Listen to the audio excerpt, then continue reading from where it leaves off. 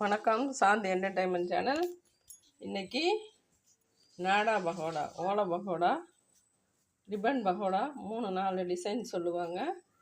அது பண்ண போகிறேங்க. அதுக்கு காரத்துக்கு எப்போதும் நான் மிளகா சாந்து தாங்க அரைச்சி போடுவேன். 15 காஞ்ச மிளகா, 15 பல் பூண்டு, 15 பல் சின்ன வெங்காயம் உரித்து உப்பு போட்டு அரைச்சி வச்சுருக்கேன். இதை டீ வடிகட்டியில் இந்த வடிகட்டியில் வடித்து நல்லா சக்கையெல்லாம் எடுத்துடணும். ஏன்னா நம்ம கட்டையில் போட்டு புழியும் போது அடைச்சிக்கும். அதனால் வடிகட்டி சாராக எடுத்து சக்கையாக தனியாக எடுத்துகிட்டு சாறு தனியாக எடுத்து வச்சுக்கணும்.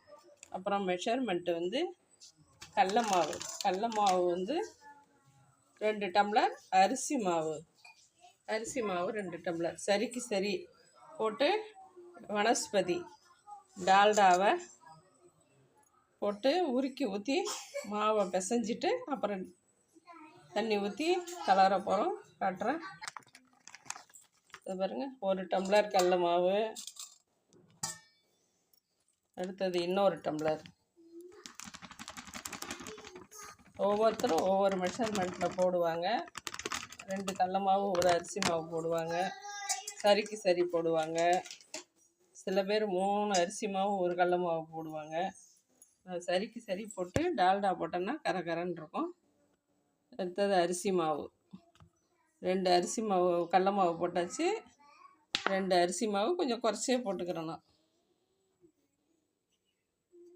அதுமாதிரி ஒரு அரை கிளாஸ் போட்டுக்குவேன்.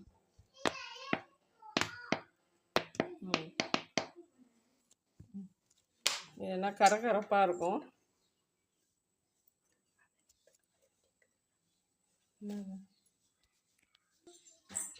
பாருங்க, வனஸ்பதி டால்டா இதை நல்லா கடுகு பொரியிற அளவுக்கு ஹீட் பண்ணி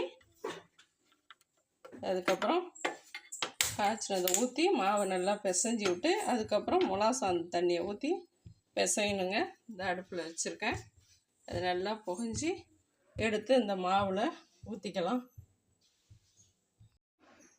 பாருங்க, ஆயில் நல்லா வனஸ்பதி நல்லா காஞ்சிருச்சு. எண்ணெயில் ஊற்ற போகிறேன். இப்போ கையை வச்சிட்டிங்கன்னா கை வெந்து போயிடும்.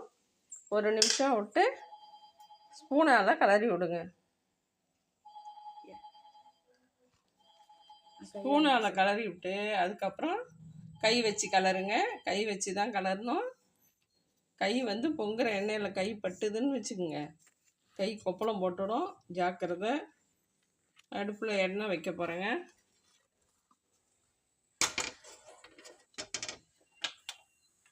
அடுப்பில் எண்ணெய் வச்சாச்சு. மிளகா தண்ணியை வடிகட்டியிருக்கேன் பாருங்கள். மிளகா சாந்து தண்ணியை வடிகட்டியிருக்கேன். அதேமாரி நீங்கள் பஜ்ஜி மிக்ஸு போட்டிங்கன்னா பரவாயில்ல. இல்லை வெறும் கடல மாவும் அரிசி மாவும் போட்டு பஜ்ஜி போடுறதுன்னா நீங்கள் என்ன பண்ணுறீங்க, பூண்டோ வெங்காயமோ பட்டை மிளகாயும் போட்டு அரைச்சி நீங்கள் முறுக்கு பஜ்ஜி போட்டிங்கன்னா நல்லா டேஸ்ட்டாக இருக்குங்க. அதே போல் இந்த மெஷர்மெண்ட்டு நான் சொன்னேனே 1க்கு 1ன்னு நீங்கள் அந்த மாதிரியும் போடலாம்.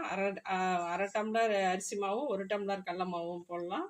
உங்களுக்கு எவ்வளோ மாவு இருக்கோ அதுக்கு தகுந்த மாதிரி போடுங்க.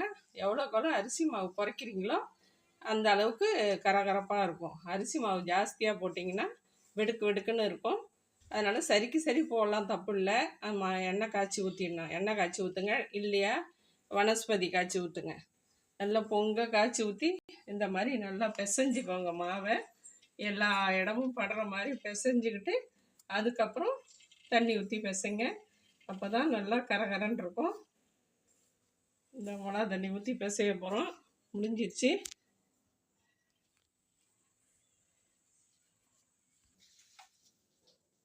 இந்த மாதிரி கட்டை இருக்க பாருங்கள், சில்வருக்கு நான் இந்த தடவை சில்வர் கட்டையில் 4 ரிப்பன் 4 இதாக இருக்குங்கிறதுனால நான் சில்வர் தட்டு எடுத்துருக்கேன். இந்தாலியமும் இருக்குது, சில்வரும் இருக்குது. சில்வர் கட்டையில் போட போகிறேன். இருக்கு பாருங்கள். இதெல்லாம் கொஞ்சம் புழிஞ்சால் ஈஸியாக இருக்கும். அதனால் இந்த கட்டையில் புழிய போகிறேன். நீங்கள் ஒரு தடவையும் இந்த தட்டு எடுத்துக்கிட்டு வந்துடும். பார்த்து மாவு இதில் வந்து நிறையா இருக்கும். இந்த பாருங்க, இப்போ வந்து மிளகா தண்ணியை ஊற்றி பிசைய போகிறேங்க.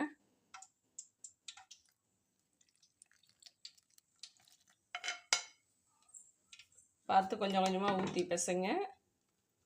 கை வச்சு பிசையலாம். கொஞ்சம் காரம் ஜாஸ்தியாக சாப்பிடுவோம், அதனால் கை கூட எரியும். நல்லா கலந்துட்டு அப்புறம் கையால் ஒரு தடவை பிசைஞ்சு கொடுத்துக்குங்க. அப்புறம் கரண்டியாலேயும் மாவு எடுத்து போட்டுக்கோங்க.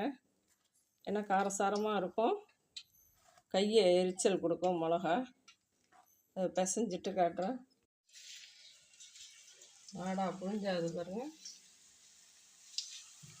இந்த கட்டை கொஞ்சம் ஈஸியாக வரும், அமுக்கிற கட்டை கொஞ்சம் கஷ்டமாக இருக்கும். அதனால தான் இதில் போட்டேன். இது ஓரளவுக்கு நல்லாயிருக்கும் பாருங்கள். வடிகட்டினத்துலேயே ஏதோ அடப்பு இருக்குது பாருங்கள்.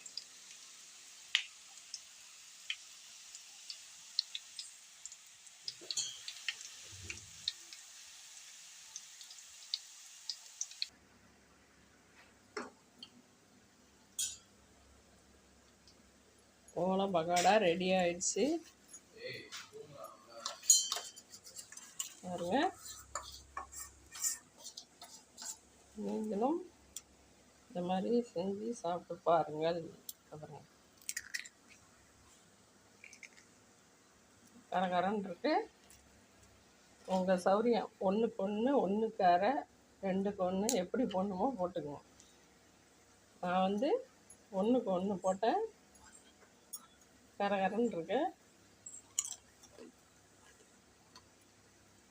டால்டா இல்லைன்னா எண்ணெய் ஏதோ ஒன்று காய்ச்சி ஊற்றி மாவை பிசைஞ்சு அதுக்கப்புறமா தண்ணி ஊற்றி, கார தண்ணி ஊற்றி பிசைஞ்சிங்கன்னா தான் நல்லாயிருக்கும். அடுத்த வீடியோவில் செஞ்சுப்போம்.